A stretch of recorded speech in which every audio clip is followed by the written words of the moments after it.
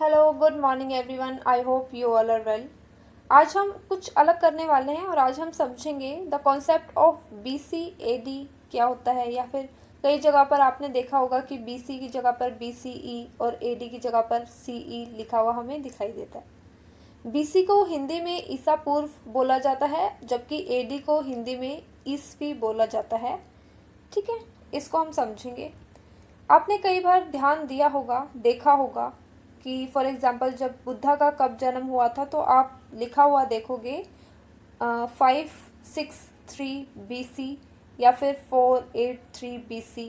उसी तरीके से अभी अशोका का जो काल था वो कब से कब तक था, तो आप देख सकते हो उसका शासनकाल 268 BCE से लेकर 232 BCE तक रहा है।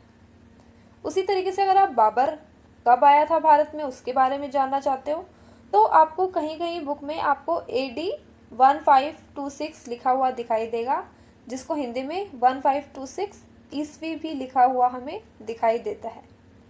ऐसे कॉन्सेप्ट आपने कई बार देखे होंगे। इनको समझेंगे आज कि ये आखिर होते क्या हैं।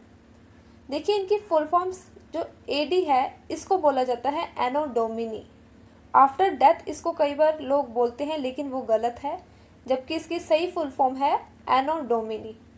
जो बीसी है उसको बोला जाता है बिफोर क्राइस्ट, क्योंकि ये इस क्राइस्ट के जन्म से पहले की घटनाओं को दर्शाता है। उसी तरीके से सीई को हम दो नाम से जानते हैं। कई जगह पर इसको कॉमन एरा या फिर कभी कभी इसको करंट एरा के नाम से भी हम इसको जानते हैं, जबकि बीसीई जो है वो दर्शाता है कि बिफोर कॉमन एरा या फिर बिफोर करंट एरा के रूप में हम इसको देख सकते हैं। ये तो हो गई इनकी फुल फॉर्म। अब इनको समझते हैं कि आखिर ये बताना क्या चाहते हैं। इसको हम थोड़ा सा इस तरीके से समझेंगे। देखिए, आप लोगों ने फॉर श्योर नंबर लाइन पढ़ा होगा मैथ्स में। इसमें हम देखते हैं कि आपकी जो एक्स एक्सिस होती है इसमें बीच में हम ज़ीरो मान लेते हैं और राइट हैंड साइड में सारी पॉजिटिव वर्ड्स चलते हैं और लेफ्ट हैंड साइड में आपके नेगेटिव वर्ड्स चलते हैं, राइट। तो इसको इस तरीके से समझिए कि ये जो ज़ीरो है हमने मान लिया कि ज़ीरो पे जीसस क्राइस्ट का जन्म हुआ था, ठीक है। अब जीसस क्राइस्ट के जन्म के बाद की जितनी भी घटनाएं घटी हैं, जितने भी इंसिडेंट हुए हैं, उन सब को हमने बोल दिया एनो डोमिनी या फिर AD, जिसको हम शॉर्ट में लिखते हैं AD, ठीक है। लेकिन जो जीसस क्राइस्ट के जन्म से पहले जितनी भी घटनाएं घटी हैं, जितने भी इंसिडेंट हुए हैं, उसको बोला जाता है बिफोर क्राइस्ट या फिर आप शॉर्ट फॉर्म में लिखते हो BC। आगे हम समझेंगे।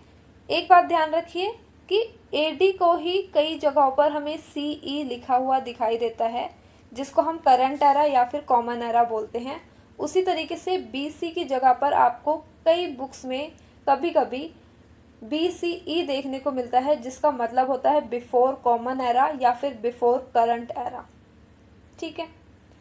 एक और चीज़ समझने की ज़रूरत है।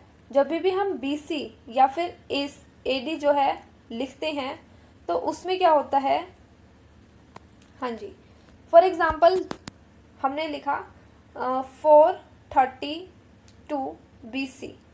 जब भी हम BC की बात करते हैं तो BC हमारे न्यूमेरिकल वर्ड के पीछे लगता है। लेकिन अगर हम AD के बारे में बात कर रहे हैं, मतलब क्राइस्ट के जन्म के बाद की घटनाएं की बात कर रहे हैं, तो AD हम आगे लगाते हैं और AD फॉर एग्ज़ाम्पल 1526 में जो कि बाबर आया था, ठीक है, तो AD हम न्यूमेरिकल नंबर के आगे लगाते हैं, ठीक है। ये बात आपको ध्यान रहेगी।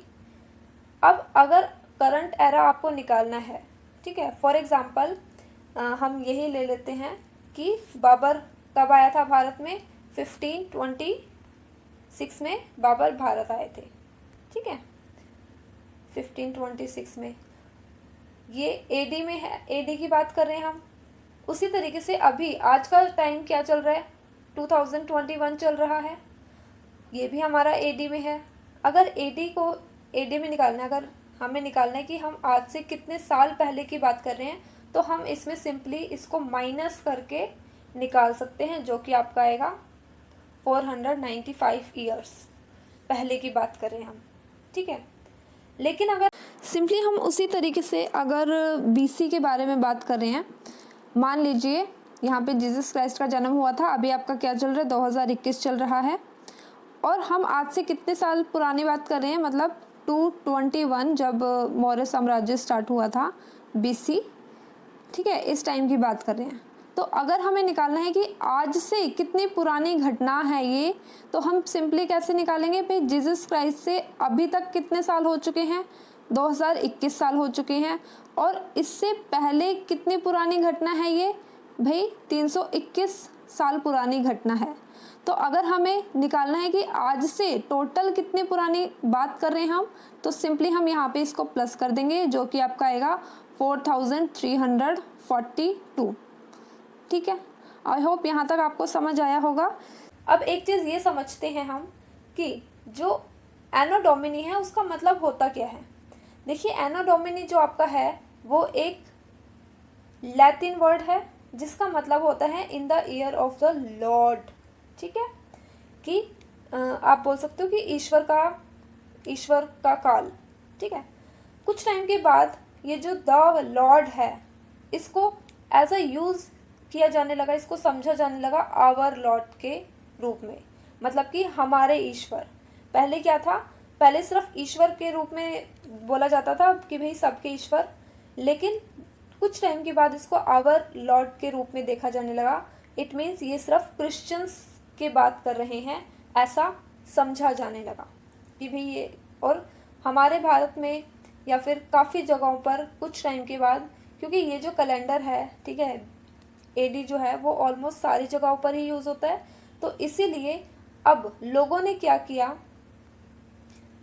कि किसी के भी धर्म को ठेस ना पहुँचे, उन्होंने सिंपली क्या किया, AD की जगह पर, मतलब एनो डोमिनी यूज़ ना करके उन्होंने उसकी जगह यूज़ करना शुरू कर दिया CE का मतलब होता है आपका करंट एरा, मतलब कि भाई अब से जो करंट एरा चल रहा है या फिर जो कॉमन एरा चल रहा है उसको हमने बोल दिया जीसस क्राइस्ट के बाद की घटनाओं को AD की जगह, चाहे आप AD लिखो चाहे आप CE लिखो, बात सेम है। ठीक है, और ये कब स्टार्ट हुआ था, ये 1856 के अराउंड स्टार्ट हो गया था।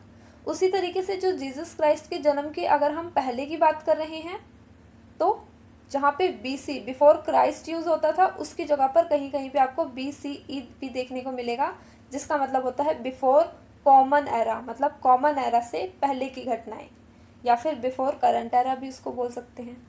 आई होप ये चीज़ आपको समझ आई होगी।